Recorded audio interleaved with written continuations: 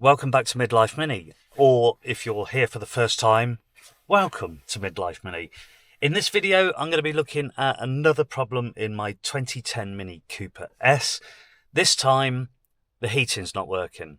Now, I'm no mechanic and I'm no expert on this situation, but I've just done a little bit of research and I think I might know what the problem is.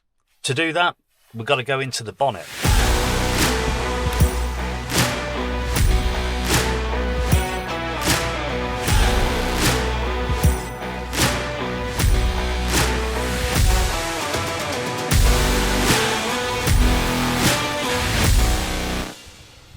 Water coolant's low.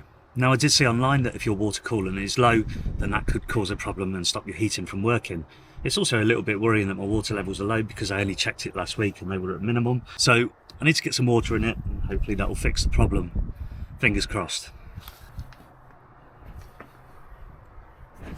Just a little tip, if your car's just been running, be very careful when you open this because it is going to be hot and it could just explode all over the place. I don't think that's going to be the case on this because it's so low, but I am going to go carefully.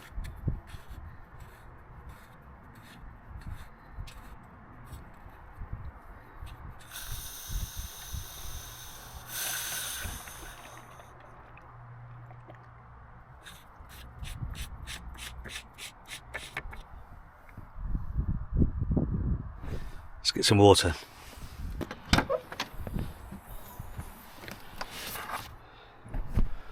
Always carry water. It's always a good idea.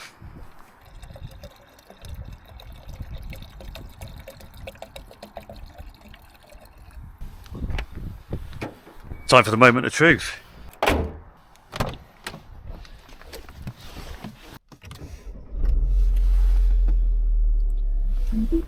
The engine's not long been running, so it shouldn't take too long to warm up.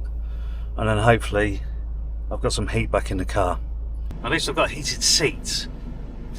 It's one thing that's working. Still no heat at the moment coming out the vents. So we could be going back to the garage again.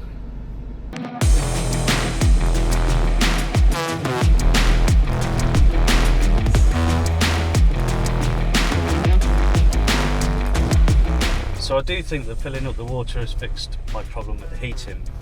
But I thought I'd come down and see my old mate Charlie at Stockton Auto Services to see what he's got to say on it. He's just up there, look. There he is. Here he is, look. This is the guy that knows. How you doing, mate? All right. Not bad. All right, so I'm back here with the saviour, Charlie, Stockton Auto Services. How you doing, mate? Not bad. Yeah? Yeah, I'll just pass this backwards and forwards. Okay, nice. So, this morning, car, freezing cold. What do you think might cause that? Well, multiple things can cause it. If we have, if your coolant level's low, so this is your coolant reservoir tank, if that's low, what you can have is there's not enough coolant running through what's called the heater matrix. So we might be able to see. All right, where's that then? If we look down here, Yeah. see these two, it's a bit difficult, there's two pipes down there. Yeah. They carry coolant inside the car. Okay. And there's a it's literally like a mini radiator. It's basically a much smaller setup than what sits down here, where you got your coolant fan and you got your radiator. Okay, right. It's basically in there. So when you turn your blower motor on, Yeah. air goes over this radiator. It takes the heat from the radiator and it blows it around the cabin. And if your coolant level's low, because the main job of the coolant, of course, is to cool the engine. Yeah. Quite an important job. So they say. So that can cause it. Another reason, of course, you'll never get it when you first get into your car. It will be naturally cold, obviously. Yeah. The engine will Yeah. up a bit. Another reason is if your water pump's gone down or if your thermostat's not opening properly. Yeah, okay. So your thermostat sits down here. It's a bit difficult to see down there, but If that needs changing, is that a hard job? Is it a big job? it's not fun. No. It's nothing. What jobs are on a Mini, mate, eh? I know. It's a lot better on one of these Yeah. than it was on the older engines. On Okay. the old 1.6 turbo, I'm fairly sure it's different on this.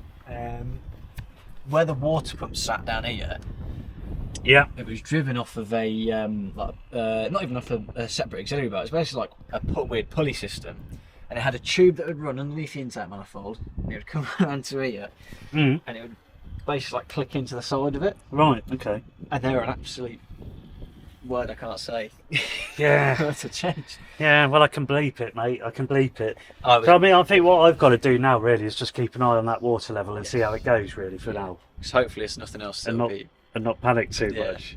Because then it'll be a right fuck when I mean, it's change. I mean, it's a Mini. Anything could go wrong, really, couldn't it? Yeah. Yeah. Another thing to look out for is if you notice that your coolant level's low, Yeah. if there's no obvious drips underneath the car, the best place to check is it was like down here in your footwell, because that heater matrix I was talking about sits up into there. Okay. What I notice quite a lot of the time is people get wet carpets, or your windows tend to steam up quite a lot. Right. And what can happen is that's when it leaks, and you'll notice because all of this will be like soaking, like properly damp. Is that dry? That's dry. Oh. And you're lucky.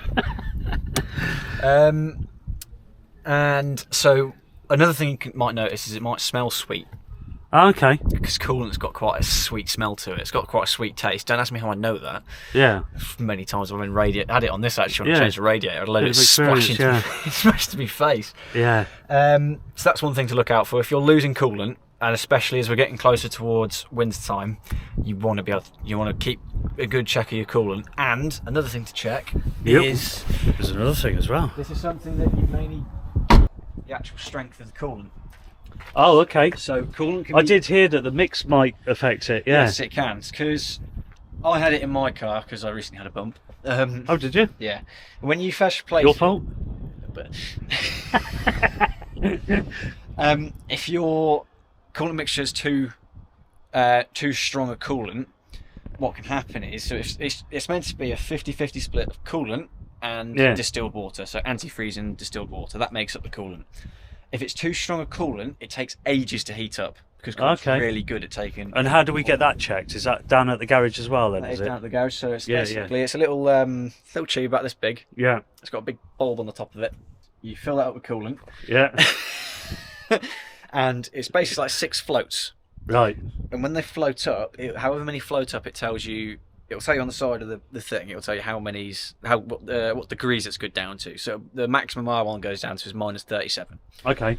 If all of them float, Yeah. that means your corn's not good and it will freeze over. And the issue with that is when we are getting closer to freezing temps and that kind of thing, is if coolant freezes in the engine block and then it warms up, as we know, when ice melts, it expands. Yeah. Yeah. And immovable object means an unstoppable force. Something's got to go. What I always say is put your car in for a winter check, and during that your mechanic will check. If it's a service and winter check, it'll do all the fluids, all the filters, give a good overview of the car. It'll be fucking stuttering. Can't speak, can I? Right. And if you are worried about it, please take it to your mechanic and get it sorted out sooner rather than later, because you know what it's like in the UK. We can go from 12 degrees down to -5 like it's nothing. Yeah, absolutely. So key advice there from Charlie: go and get your car checked out, get a winter check done, and hopefully your Mini will get through any car, I suppose. Any car, yeah. Will get through the winter. Nice. That's the plan, isn't it? Oh, a nice one. I think that's good. Especially if your heater's not working, get it booked in, because frosty windscreens are not a good thing to come out to in the morning, No. are they? I was only fortunate this morning, Charlie, because I've got the heated seats. Oh, ain't you a lucky bastard? Yeah, so I mean, like, otherwise it could have been a whole different story. I could have froze to death. You know? could have. Your arse could have frozen to the seat, Matt. Yeah. So I need to keep a check on that then. Yes, you do, yeah.